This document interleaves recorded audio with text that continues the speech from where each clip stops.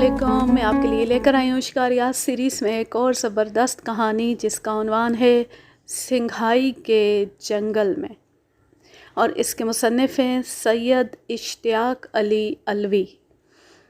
ان کی کہانی میں پہلی بار شامل کر رہی ہوں اور ان کی بہت ساری کہانیاں مجھے ملی ہیں، تو یہ کہانی سننے کے بعد آپ ضرور کمنٹ کیجئے گا کہ آپ کو ان کی کہانی کیسی لگی۔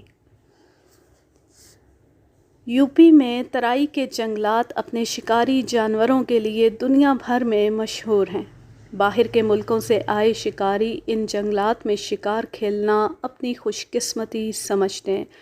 وہاں کی قدرتی جھیلیں، اونچے نیچے ٹیلوں اور گہری گھاٹیوں کی قطاریں، آسمان کو چھوتا ہوا پہاڑی سلسلہ، سینکڑوں فٹ اونچائی سے گرتے ہوئے چشمے، پہاڑی گود میں آبادیاں، ہر طرف شادابی اور سبزہ زار، قدم قدم پر ندیاں اور نالے، ان کے بیچ بیچ ہاتھی برابر اونچی گھاس کے بڑے چھوٹے ٹکڑے آج بھی باہر کے ملکوں سے آنے والے سیاحوں کے لیے بڑی جاذبیت رکھتے ہیں۔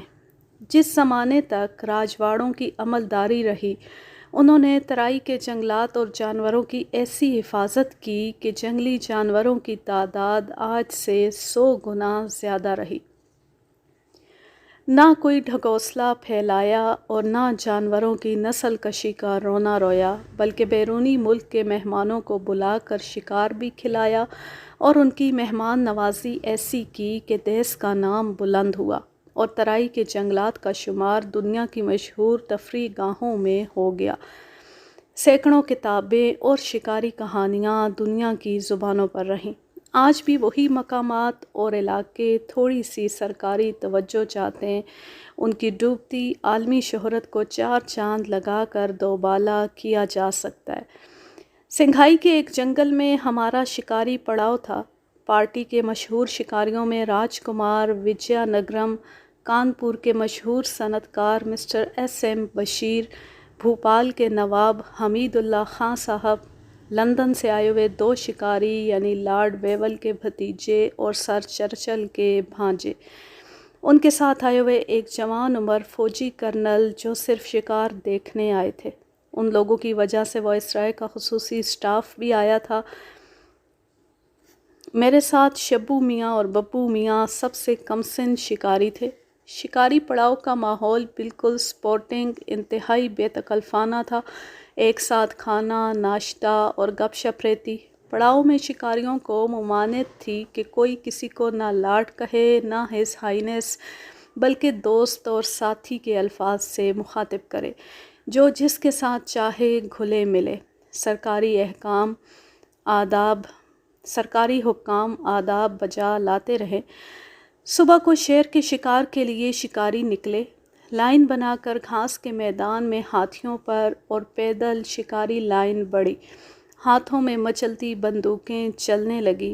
انتہائی دلچسپ ماحول، کہکہوں اور تعریفوں کے جملوں نے فضا کو خوشگوار کر دیا۔ 100 گز لمبے میدان کو گھنٹہ بھر میں طے کیا گیا۔ کسی شکاری نے اپنی مشق کا نمونہ یہ پیش کیا کہ تیتر کو زمین سے صرف 1-2 گز اٹھتے ہی مار لیا، تو کسی نے ماہرانہ مشق دکھائی کہ تیتر کو سیدھی اڑان کے بیچ میں ہر بار مار گرایا۔ بہرحال میدان بشیر صاحب کے سر رہا۔ دوسری صبح کو کھلے ہوئے میدان میں ہرنوں کا شکار ہوا۔ 300-400 گز سے دوڑتے، اچھلتے کودتے ہرنوں پر نشانے کی جگہ بتا بتا کر نواب صاحب بھوپال نے جھنڈے گاڑ دیے۔ انگریز شکاری اس وقت تک فائر کرتے رہتے تھے جب تک جانور گر نہ جائے۔ ایک ایک چڑیا پر 5-5 فائر بھی ناکافی ہوتے ہیں، جبکہ ہم ہندوستانی غلط فائر کا ہو جانا یا صرف فلوک کا چانس ٹرائی کرنا معیوب سمجھتے ہیں۔ تیسرے دن بھالو اور سانبر کے شکار کو پارٹی نکلی اور جنگل کے اہم ناکوں پر شکاری درختوں کے اوپر، جھاڑیوں کی آڑ میں اور ٹیلوں کی آڑ میں چھپ گئے۔ لندن سے آیا ہوا انگریز فوجی نوجوان کرنل میرے پاس جھاڑی کی آڑ میں کھڑا ہو گیا۔ ہاتھیوں کی لائن پیچھے کھڑی تھی۔ بڑے شاندار سینگوں والے 2 سانبر دونوں لاٹ صاحبان کی طرف سے نکلے اور انہوں نے مار لیے۔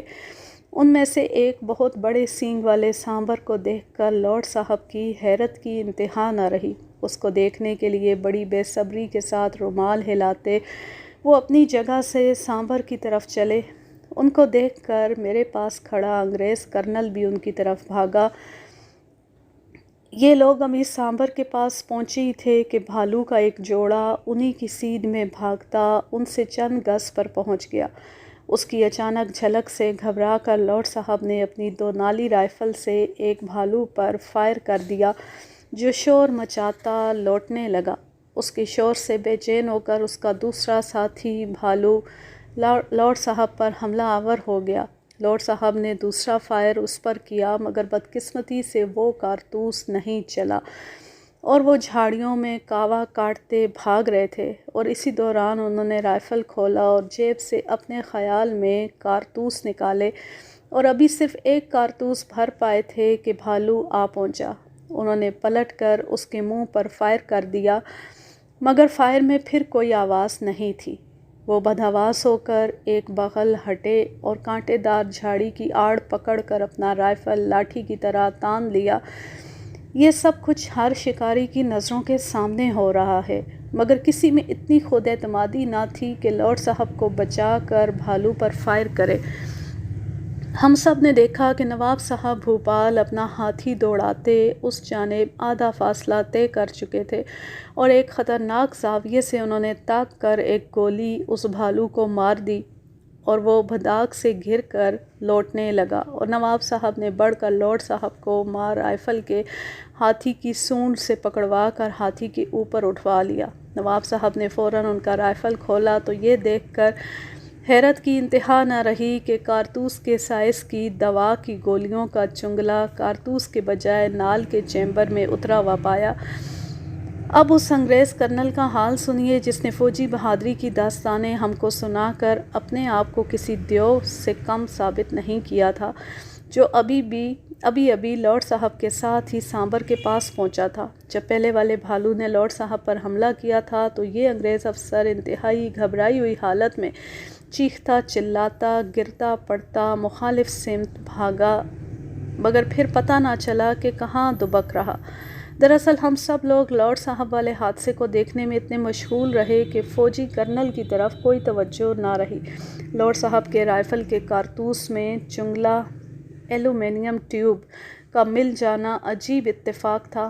وہ چنگلا کارتوس کے سائز کا تھا اور لاپرواہی میں کارتوس والی جیب میں پڑ گیا تھا۔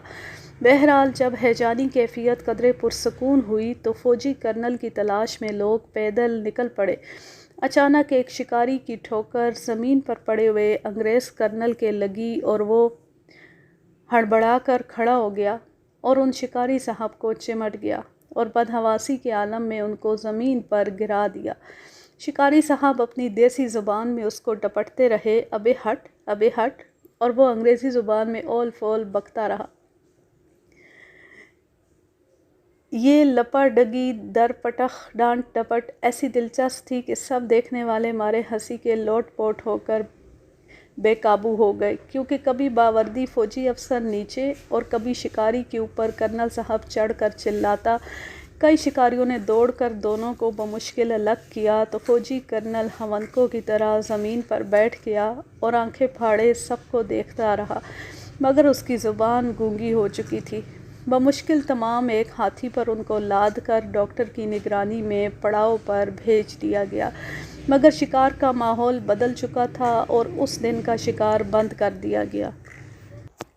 دوسرے دن صبح سویرے پھر اسی جنگل کے ٹکڑے میں ہانکا کرنا تھا۔ پوری شکاری پارٹی روانہ ہو رہی تھی کہ خبر آئی کہ نیپال سے بدنام ہو کر اس علاقے میں اتر آنے والا آدم خور شیر ایک آدمی کی لاش منہ میں دبا کر گھنٹہ بھر پہلے جنگل کے ایک گھنے ٹکڑے میں گھستا دیکھا گیا ہے اور اس ٹکڑے کی ناکہ بندی کی جا چکی ہے۔ وقت کی تنگی کی وجہ سے سر دست 15 ہاتھی فراہم ہو سکے جو شیر کے شکار کے لیے سدے ہوئے تھے۔ شکاری قافلہ جنگل کے اس ٹکڑے کی طرف روانہ ہو گیا۔ 3 ہاتھی جو سدھائے جا رہے تھے وہ ہانکے والوں کے ساتھ کر دیے گئے اور 15 سیکھے ہوئے ہاتھی شکاریوں کو بٹھا کر جنگل کی شمالی جانب میں مشرق اور مغرب کی سمتوں میں لائن بنا کر 20-25 گز کے فرق سے ناکوں پر کھڑے کر دیے گئے۔ ہاتھی سے اتر کر ایک ٹیلے پر میں کانٹے دار جھاڑی کی آڑ میں کھڑا ہو گیا اور اپنے ہاتھی کو اور آگے بڑھا دیا۔ میرے مغرب میں شبو میاں اور ببو میاں کا ہاتھی کھڑا ہوا۔ شکاری میدان کا نقشہ کچھ یوں تھا کہ شکاریوں کی لائن کے مغرب میں جنگل کا وہ ٹکڑا تھا جس میں شیر کی موجودگی کا گمان تھا اور وہیں ہانکا کیا جا رہا تھا۔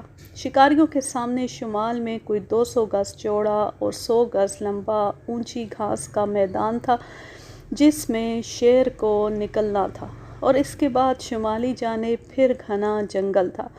ہانکے والوں کی آوازیں بلند ہو گئیں۔ شیر کا نام لے لے کر ہکڑی بھری للکاروں سے جنگل گونج گیا۔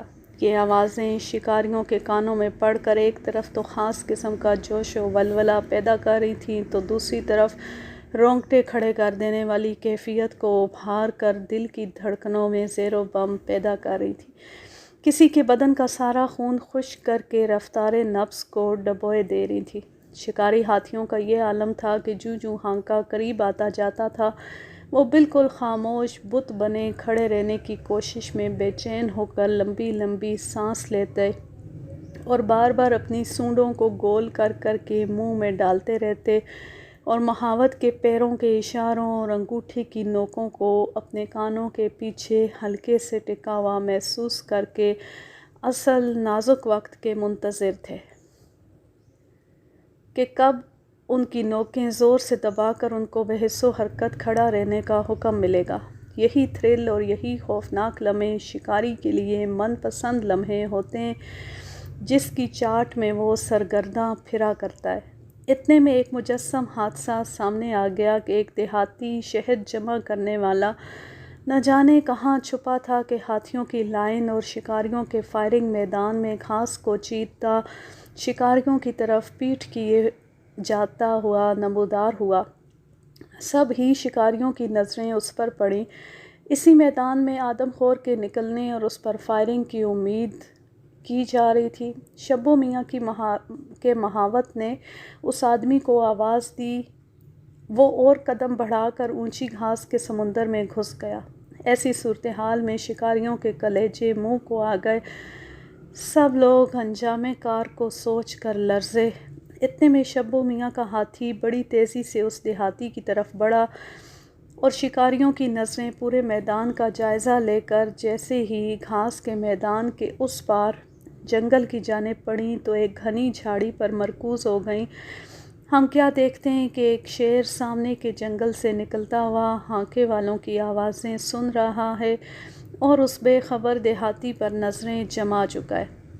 اس شیر نے ہاتھیوں کی لائن پر بھی گہری نظر ڈالی ہوگی اور اپنی طرف بڑھتے آدمی سے ہلنے والی گھاس کی سیدھ میں وہ بھی اتر گیا۔ شکاریوں کو پورا اندازہ ہو چکا تھا کہ یہ شیر کوئی اور نہیں بلکہ وہی بدنام آدم خور ہے، کیونکہ اس کے انداز میں خود اعتمادی ہانکے والوں کی آوازوں سے لاپرواہی اور بے خبر دیہاتیوں کی طرف ہاتھیوں کی لائن کی سیدھ میں ہوتے ہوئے بھی محض گھاس کی آڑ پر بھروسہ کر کے بڑھنا کھلا ثبوت تھا۔ دراصل ہمارا ہانکا غلط ٹکڑے کا ہو رہا تھا جبکہ وہ سامنے والے ٹکڑے میں تھا، اور ہانکے والوں کی آوازیں سن کر ایک چالاک شیر کی طرح وہ اپنے خلاف خطرے کا اندازہ کر کے جنگل کے کنارے آیا تھا کہ اس کو یہ دیہاتی اس طرف بڑھتا نظر آ گیا۔ شکاریوں میں عجیب الجھن اور بے کلی پیدا ہو چکی تھی کہ گولی کیسے چلائی جائے، اور ہمارا ضمیر ہمیں جھنجھوڑ رہا تھا کہ اگر یہ دیہاتی آدمی شیر کا لقمہ بن گیا تو کوئی شکاری منہ دکھانے کے قابل نہیں رہے گا۔ اتنے میں ایک ہاتھی اس دیہاتی کی طرف بڑھا تاکہ شیر اور اس دیہاتی کے بیچ میں پہنچ کر شیر کا کھیل بگاڑ دے۔ اب میدان کا نقشہ یہ تھا کہ مشرق سے شیر مغربی سمت کو چلا اور اس سیدھ میں وہ بے خبر دیہاتی مغرب سے شمال کی طرف جا رہا تھا۔ اونچی گھاس دونوں کے درمیان تھی۔ شمال کی طرف سے شبو میاں ببو میاں کا ہاتھی تیزی سے بڑھ رہا تھا کہ دونوں کے درمیان میں پہلے پہنچے۔ اور جنوب کی طرف سے دوسرا ہاتھی اسی مقصد کے لیے آگے بڑھ رہا تھا۔ ہم شکاریوں کی نظریں گھاس کی اونچی نوکوں پر جمی تھیں۔ شیر کی رفتار بے شک بہت کم تھی، یقیناً وہ اپنی چاپ کو چھپا کر بڑھ رہا تھا۔ شیر اور اس دیہاتی کے درمیان 20-25 قدم کا فاصلہ رہ گیا ہوگا کہ دونوں طرف سے بڑھتے ہاتھیوں سے پیدا ہونے والی آواز کو سننے کے لیے شیر اور دیہاتی کے قدم رک گئے۔ ہاتھی پر بیٹھے شکاریوں نے بڑی عقل مندی کی کہ اس آدمی کو کوئی آواز اس لیے نہیں دی کہ خوف کھا کر وہ کہیں اور تیز قدموں سے شیر کی طرف نہ بڑھ جائے۔ جنوب کی طرف کا ہاتھی زیادہ قریب پہنچ چکا تھا۔ مجھے اندازہ ہوا کہ شیر نے اس ہاتھی کی چاپ کو پہچان لیا، کیونکہ شیر یا تیندوا اندھیرے میں بھی ہر چاپ کے فرق کو پہچانتے ہیں۔ اس لیے شیر ایک دم سے شمال کی طرف مڑ گیا اور شبو میاں کے ہاتھی کے بھی شمال سے ہو کر مغرب کو چلا، جس کی سیدھ میں میں زمین پر چھپا کھڑا تھا۔ گھاس کی نوکیں ہل ہل کر اس کا راستہ ہمیں بتا رہی تھیں۔ میرے قریب کوئی درخت نہیں تھا، بلکہ ایک اونچا ٹیلہ تھا جس کے برابر گھاس کی نوکیں پہنچتی تھیں۔ اس پر میں کھڑا تھا۔ رائفل پر میری گرفت سخت ہونے لگی، مگر میں ایسی جگہ پر کھڑا تھا کہ جب شیر مجھ سے 3 گز پر آ جاتا تو دکھائی دیتا۔ شبو میاں کا ہاتھی تیز قدم شیر کے پیچھے لگا چلا آ رہا تھا۔ میری نظریں گھاس کی نوکوں پر جمی تھیں۔ شیر بھی کس بلا کا ڈھیٹ تھا کہ جس جنگل کے ٹکڑے کا ہانکا کیا جا رہا تھا وہ اسی ٹکڑے کی طرف بڑھ رہا تھا۔ شیر مجھ سے 10-12 قدم سے گھاس کی آڑ میں گزرتا اس جنگل میں گھس گیا۔ اس ٹکڑے کے کنارے باہر مشرق کی جانب شکاری ہاتھیوں کی لائن کھڑی تھی۔ وہاں سے ہانکے والے ابھی 500-600 گز دور تھے۔ شیر بہت تیز قدم شمال کی طرف سے جنگل میں گھس کر ہاتھیوں کے مغرب کی جانب سے فرار ہونا چاہتا تھا۔ شیر کے مغرب کی جانب سے ہانکے والے آ رہے تھے اور مشرق میں شکاری ہاتھی کھڑے تھے۔ جنوب کی طرف کھڑے اسٹاف کے آدمیوں نے تالیاں بجائیں۔ شیر قدرے مشرقی سمت کو گھوما، وہاں سے بھی تالیوں کی آوازیں آئیں۔ شیر غضبناک ہو گیا۔ وہ خوفناک آواز میں ہررایا اور واپس شمال کی طرف لوٹ گیا۔ وہ گھاس کے میدان کی طرف کترانا چاہتا تھا کہ اس کی نظر کھڑے ہاتھی پر پڑ گئی جس پر لارڈ شکاری بیٹھے تھے۔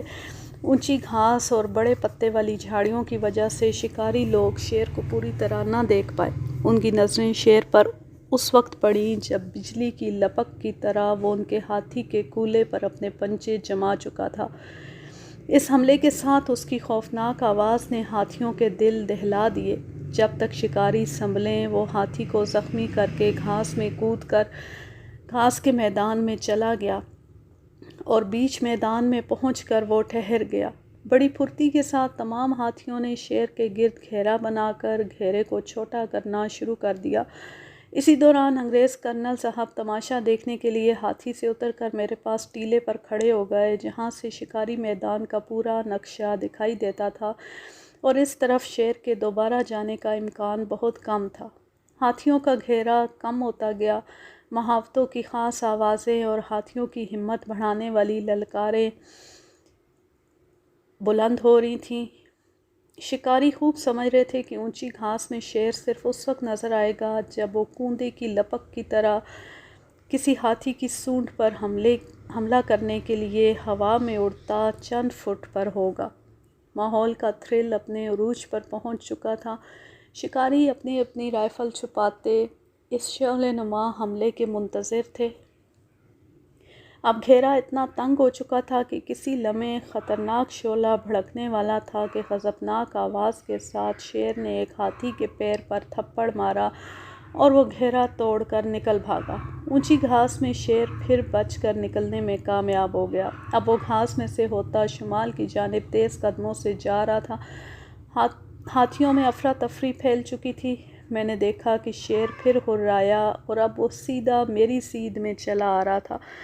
راستے میں وہ ایک نالے کو پھلانگنے میں گھاس سے اونچا اٹھا اور شکاری ہاتھیوں کی طرف سے دکھائی دیا۔ شکاری ہاتھیوں کی طرف سے تابڑ توڑ 4 فائر ہوئے۔ شیر نے گرجدار آواز نکالی اور اس کی رفتار اور تیز ہو گئی۔ ادھر میں سنبھلا کیونکہ اب زخمی شیر کا سامنا تھا۔ انگریز کرنل مجھ سے کچھ بات کرنا چاہتا تھا اور وہ سامنے آ گیا۔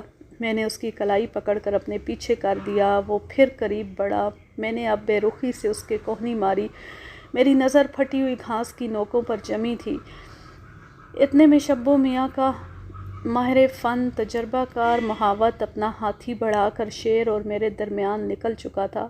چاپ پا کر شیر کترایا اور بہت تیزی سے میرے ٹیلے کے نیچے پہنچا کہ شبو میاں کے فائر ہوئے۔ وہ پھر گرجا اور رخ بدل کر میرے سامنے والے ٹیلے پر ایسا چڑھا کہ اس کی گردن اور پوری پیٹھ میرے سامنے تھی اور فاصلہ صرف 10 گز تھا۔ 423 بور کے بھاری رائفل کی گولی اس کی گردن کی جوڑ پر میں نے ماری اور وہ وہیں پھیل گیا، مگر نیچے اس لیے لڑک نہ سکا کیونکہ چھوٹے سے پیڑ میں اٹک چکا تھا۔ انگریز کرنل انتہائی خوشی میں شیر کی طرف لپکا۔ باوجود منع کرنے کے اس نے کھال پر ہاتھ پھیرا اور اطمینان کر کے اپنے سے اونچی ڈھال پر پڑے شیر پر فوجی جوتا رکھ کر انتہائی شان سے کھڑا ہو گیا۔ شکاری جمع ہونا شروع ہوئے اور انگریز کرنل صاحب نے اپنے فوجی جوتے سے شیر کو زور زور سے دبایا۔ اس جھٹکے میں وہ شیر جس پیڑ پر پھنسا تھا اس میں سے وہ چھوٹا اور نیچے کرنل صاحب کی طرف لڑکا۔ کرنل صاحب اس اتفاقیہ حرکت سے گھبرا کر شیر کے آگے آگے بھاگ اٹھے اور شیر ڈھلان پر لڑک کر اس کی طرف چلا۔ یہ منظر ایسا دلچسپ تھا کہ تمام شکاری ہنستے ہنستے لوٹ پوٹ ہو گئے، کیونکہ انگریز کرنل بھی ٹھوکر کھا کر شیر کے آگے گر کر ڈھلان پر لڑکتا چلا جا رہا تھا اور مستقل انگریزی میں چیخ رہا تھا کہ مارو مارو، بچاؤ بچاؤ۔ پھر انگریزی میں گالیاں بھی بکتا جاتا تھا۔ کہ کہوں سے نڈھال ہو کر جب لوگ سنبھلے تو دیکھا کہ شیر مردہ پڑا ہے۔ 10 قدم اور نیچے کرنل صاحب پھٹی وردی میں لال لال خون میں تر بتر کھڑے شکاریوں کو بلند آواز میں گالیاں دے رہے تھے اور لوگ ان پر فکرے جست کر رہے تھے۔ اس کہانی کا ماخذ شکار مصنف نے سن 1972 میں لکھنؤ سے شائع کی۔ اب میں لیتی ہوں آپ سے اجازت۔ جہاں رہیں خوش رہیں، شاد و آباد رہیں، ہنستے مسکراتے رہیں۔ اللہ حافظ، اللہ نگہبان۔